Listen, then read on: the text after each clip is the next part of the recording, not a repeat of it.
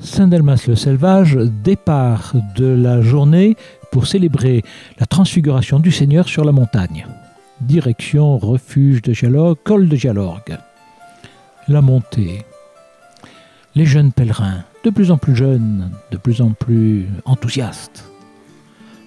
Mais la montée, oh là là, il faut la faire. Et le paysage grandiose qui vous attire, Vallon de Gialorgue, vers le col de Gialorgue. Et Jean-Paul qui mène sa petite troupe, vaille que vaille, au milieu des centaurées des Alpes, les abris de bergers, et le vallon dans toute sa beauté.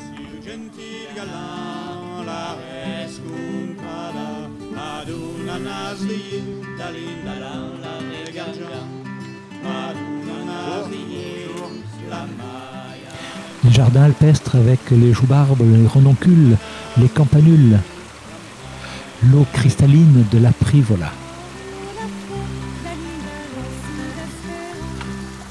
Les mollets des athlètes de Dieu.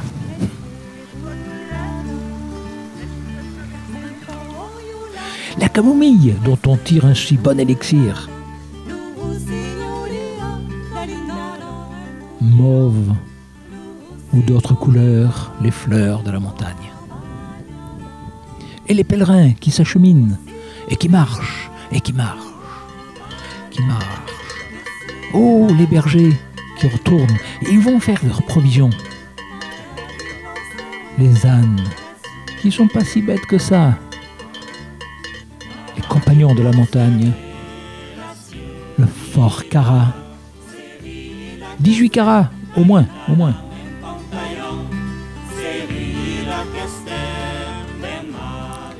La pente s'adoucit, on arrive aux marigots, les marigots des Siagnes, avec leurs fleurs blanches et l'inaigrette, des beautés, des blancheurs. Cotonneuses, pas cotonou, cotonneuses. Oh, les habitantes des marécages, les grenouilles, le lac de la Privola, et au fond, les sommets qui surplombent le lac de Vince.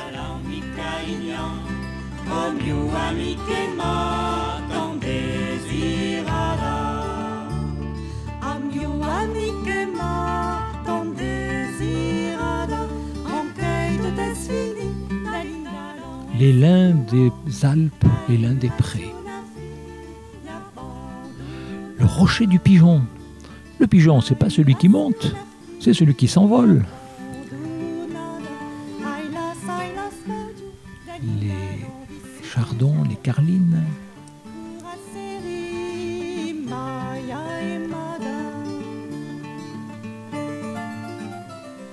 Les pensées des Alpes. Pensez à eux, pensez aux autres.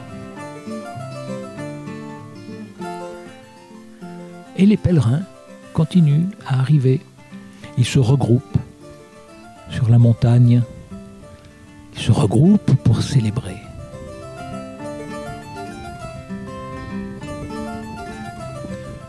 Enfin le col. Col de Gialorgue, 2519 mètres.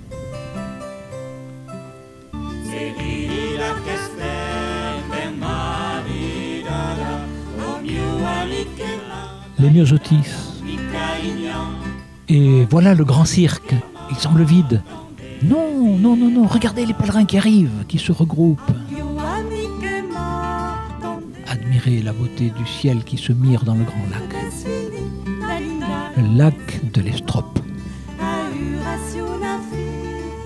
La centaurée visitée par un bourdon qui vient chercher son nectar pendant que les pèlerins sont regroupés pour la célébration de l'Eucharistie. Attends. Zoom, regarde un peu, il y a du genépi.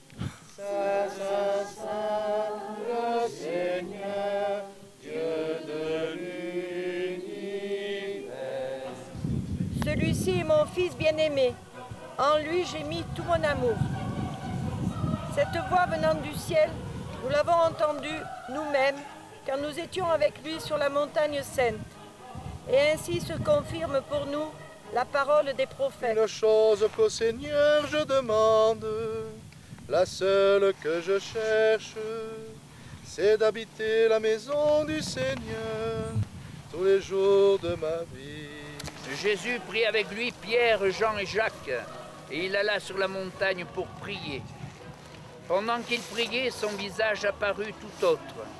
Ses vêtements devinrent d'une blancheur éclatante. Et deux hommes s'entretenaient avec lui. C'étaient Moïse et Élie, apparus dans la gloire. Ils parlaient de son départ qui allait se réaliser à Jérusalem. La transfiguration, nous la fêtons donc aujourd'hui sur la montagne, pas sur le Tabor, mais sur cette montagne que nous avons choisie. Que s'est-il passé ce jour-là sur cette montagne?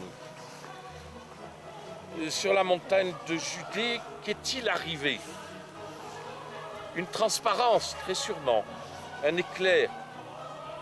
Qu'est-il arrivé pour quelques-uns, puisqu'ils n'étaient pas nombreux? Pierre, Jacques et Jean, 3 disciples et 3 seuls disciples. Jésus vient d'annoncer à l'ensemble de ses disciples juste avant et sa mort et sa passion. Sa mort, sa souffrance, la fin comme étant inéluctable pour lui, implacable et incontournable. Un jour de tourments et de ténèbres, pour lui et pour ses proches, très sûrement. Jésus se rend sur la montagne pour prier, ce lieu privilégié pour rencontrer le Seigneur, et nous y sommes, nous, aujourd'hui, ici, venus rencontrer le Seigneur. Prenez et buvez-en tous, car ceci est la coupe de mon sang, le sang de l'alliance nouvelle et éternelle, qui sera versé pour vous et pour la multitude en rémission des péchés. Vous ferez cela en mémoire de moi.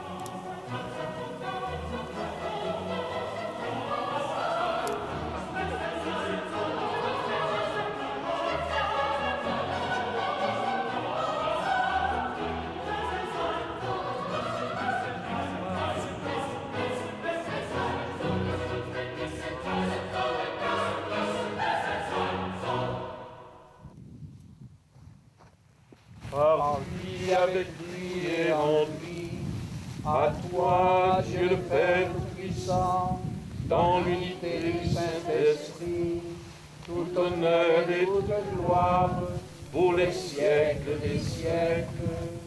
Amen. Parmi les pèlerins, des huiles, regardez-les, quelles brochettes!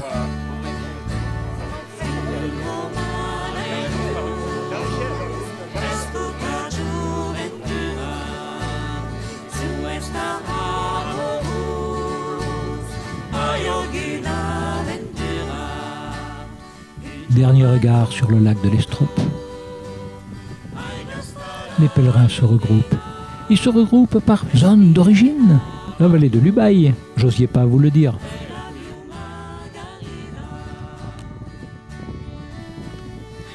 Là, c'est le côté Saint-Étienne, vous reconnaissez. C'est même le côté Roya. Vous reconnaissez le chien?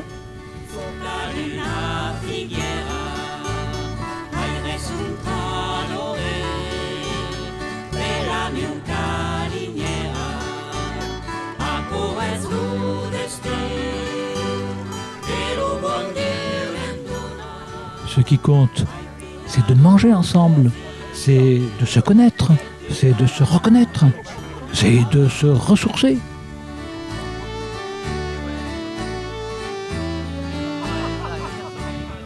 Ah, qu'il est bon de manger ensemble.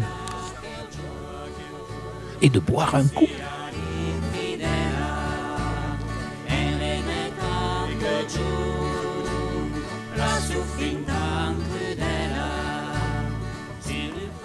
On reconnaît les participants des RGCF.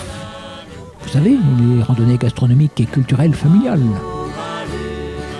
Ah, les braves gens. Ils marchent et ils partagent. Il y en a même qui partagent sur leur lecture. C'est pour ça qu'on les appelle les RGCF, randonnée gastronomique et culturelle, familiale. Isola, dans leur coin. Et le retour.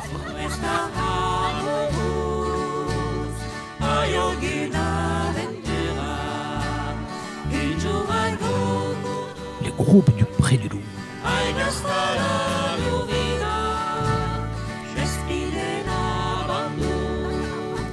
Le chemin du retour. Halte, rencontre et visite au refuge de Jalorgues.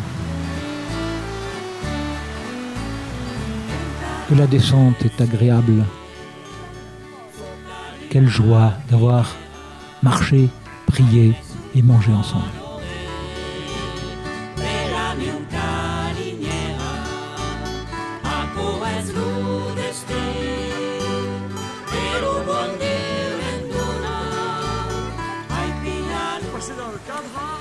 Ah non, passer dans le cadre parce que... Eh bien, quelle journée bien remplie. Attention à la circulation. Tu veux pas écraser. Ah mais c'est les meilleurs que j'ai eu.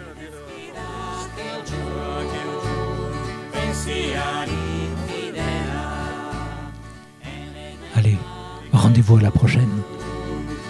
Sur le pas de